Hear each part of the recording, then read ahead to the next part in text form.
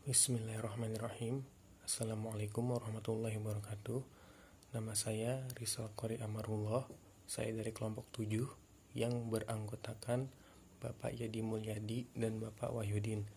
Di sini saya akan memaparkan materi dari mata kuliah Statistik Terapan Pendidikan yang berjudul Data Statistik Inferensial Lebih dari 2 Sampel Tidak Berhubungan. Untuk melihat perbedaan hasil belajar siswa pada mata pelajaran Bahasa Indonesia dengan menggunakan model pembelajaran kooperatif tipe Jigsaw, model pembelajaran tipe Theme Games Turnamen, dan model pembelajaran tipe konvensional. Di sini saya akan memaparkan tentang model pembelajaran kooperatif tipe Jigsaw, model pembelajaran tipe Theme Games Turnamen, dan model pembelajaran tipe konvensional sebagai berikut. Mata pelajaran Bahasa Indonesia merupakan suatu mata pelajaran yang disajikan di kelas 9. Terdapat 13 mata pelajaran untuk siswa kelas 9.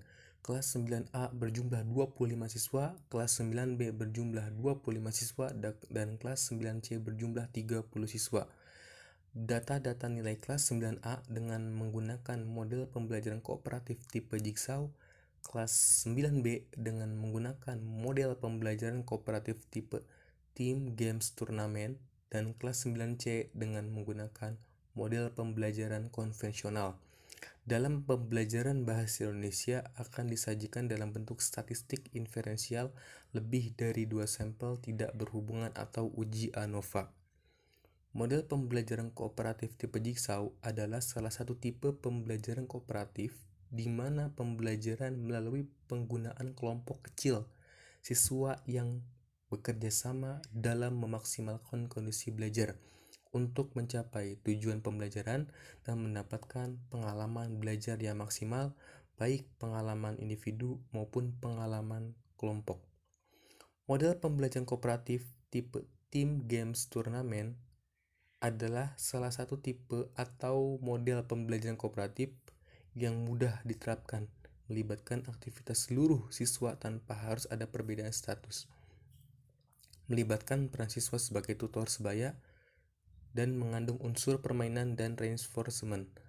Aktivitas belajar dengan permainan yang dirancang dalam pembelajaran kooperatif model Teams Games Turnamen memungkinkan siswa dapat belajar lebih rileks di samping membutuhkan tanggung jawab, kejujuran, kerjasama, persaingan sehat, dan keterlibatan belajar.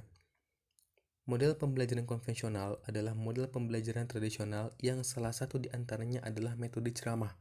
Tujuan pembelajaran menggunakan model konvensional adalah siswa mengetahui sesuatu, bukan mampu untuk melakukan sesuatu.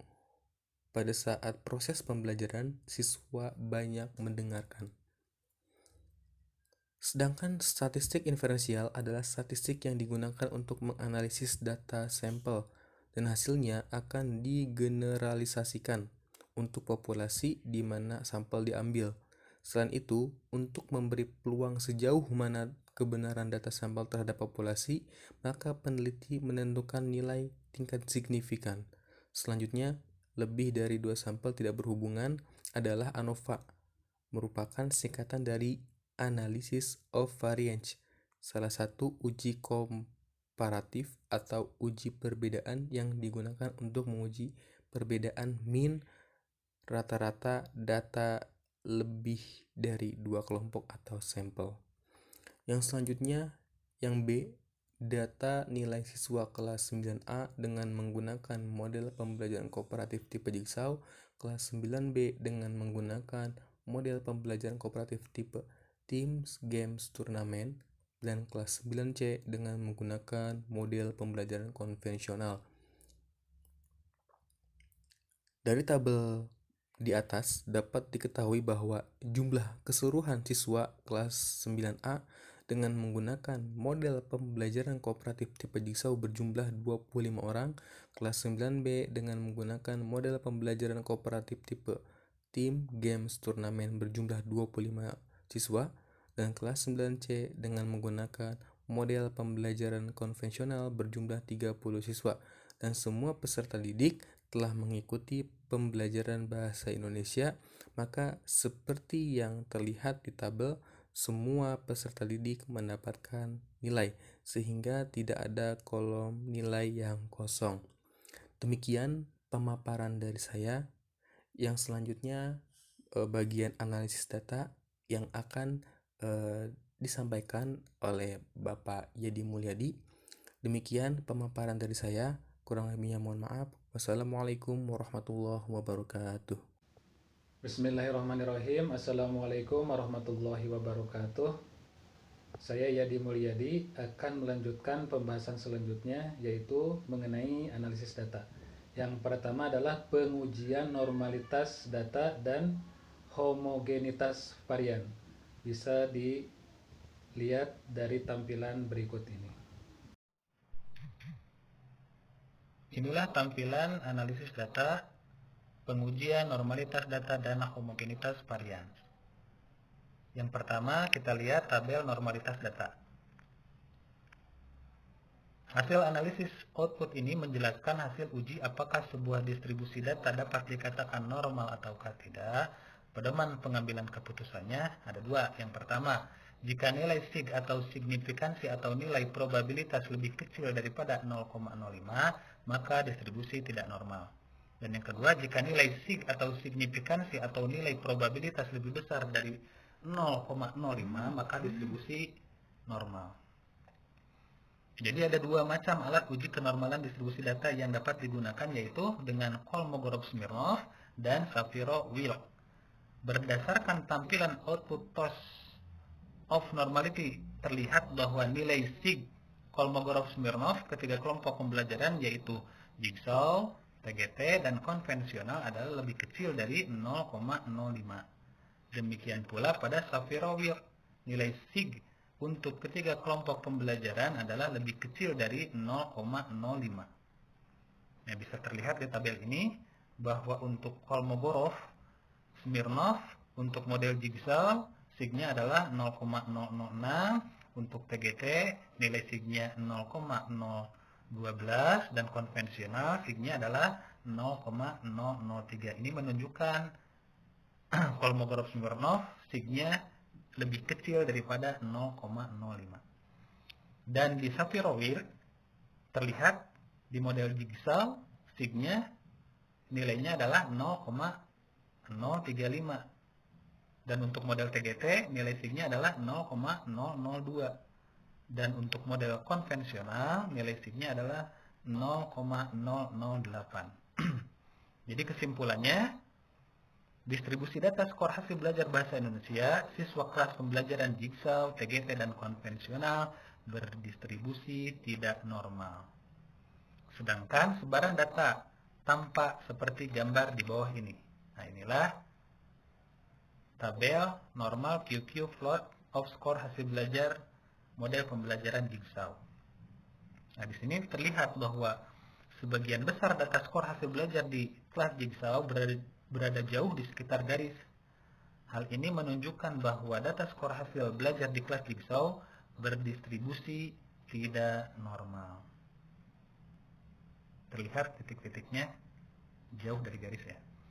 Dan selanjutnya, marilah kita lihat tabel selanjutnya, yaitu tabel normal QQ plot of skor hasil belajar di model pembelajaran TGT.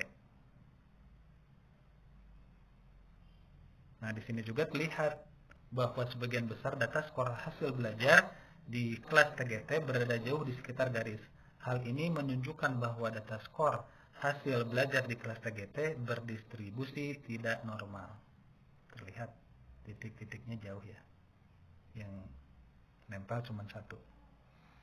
Dan untuk selanjutnya, yaitu tabel normal QQ plot of skor hasil belajar di model pembelajaran konvensional. Nah, di sini juga terlihat bahwa sebagian besar data skor hasil belajar di kelas konvensional berada jauh di sekitar garis. Tuh, titiknya ini agak jauh ya, dan yang nempel beberapa. Hal ini menunjukkan bahwa data skor hasil belajar di kelas konvensional berdistribusi tidak normal.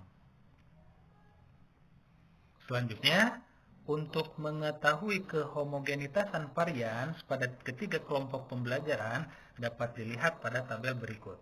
Nah, ini tabel selanjutnya yaitu tabel homogenitas varian. Nah, untuk mengambil kesimpulan homogenitas varian, jadi ada dua. Satu, jika nilai sig based on mean lebih besar daripada 0,05 maka variansi data homogen. Dan yang kedua, jika nilai sig based on mean lebih kecil daripada 0,05 maka variansi data tidak homogen. Jadi pada tampilan test of homogeneity of variance ada satu alat uji yang digunakan yaitu dengan tes Levin. Pada output tersebut terlihat bahwa nilai sig based on mean adalah 0,025. Nilai tersebut lebih kecil dari 0,05. Hal ini berarti bahwa ketiga kelompok data variansinya tidak homogen. Jadi berdasarkan pengujian asumsi bahwa normalitas data tidak dipenuhi dan homogenitas varian tidak dipenuhi, maka selanjutnya untuk menguji hipotesis digunakan statistik non-parametrik yaitu dengan menggunakan uji Kruskal-Wallis.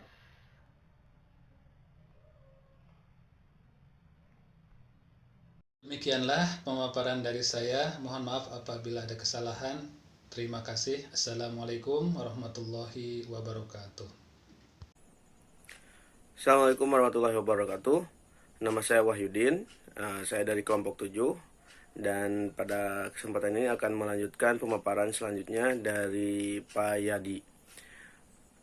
Karena data ini tidak terdistribusi normal, maka dilanjutkan dengan menggunakan statistik non-parametrik dengan menggunakan uji Kruskal-Wallis. Dan pemaparannya sebagai berikut. Bila salah satu data atau kedua data tidak distribusi normal, maka dilanjutkan dengan statistik non-parametrik dengan uji Kruskal-Wallis. Coba kita perhatikan tabel 2.1 ranknya. NVAR test, Kruskal-Wallis test, dan skor hasil belajar, model pembelajaran, Jigsaw, TGT. Min ranknya 39,38 dan pada TGT 44,58. Pada konvensional 38,03. Nilai min rank menunjukkan peringkat rata-rata masing-masing model dalam kasus di atas. Peringkat rata-rata model TGT lebih tinggi daripada peringkat rata-rata model Jigsaw dan model konvensional. Peringkat rata-rata model Jigsaw lebih tinggi daripada peringkat rata-rata model konvensional. Selanjutnya, untuk melihat apakah terdapat perbedaan rata-rata dari ketiga model, kita lihat tampilan output berikut. Tabel 2.1 tes statistik. Tes statistik Kruskal-Wallis. Skor hasil belajar 1,203. DF-nya 2. SMC-nya 548. Nilai SIG adalah 0,548. Nilai ini lebih besar dari 0,05 sehingga HO-nya diterima, yaitu dapat disimpulkan bahwa tidak terdapat perbedaan hasil belajar siswa pada mata pelajaran Bahasa Indonesia antara model pembelajaran kooperatif tipe Jigsaw, TGT, dan konvensional. Karena hasil uji hipotesis menunjukkan HO-nya diterima, yaitu tidak terdapat perbedaan hasil belajar siswa pada mata pelajaran Bahasa Indonesia antara model pembelajaran kooperatif tipe Jigsaw, TGT, dan konvensional, maka uji post hoc test tidak dilakukan. Begitu penjelasan dari saya. Terima kasih atas perhatiannya dari kelompok 7. Demikianlah presentasi dari kelompok 7. Mohon maaf apabila ada kesalahan. Billahi taufiq wal hidayah. Assalamualaikum warahmatullahi wabarakatuh.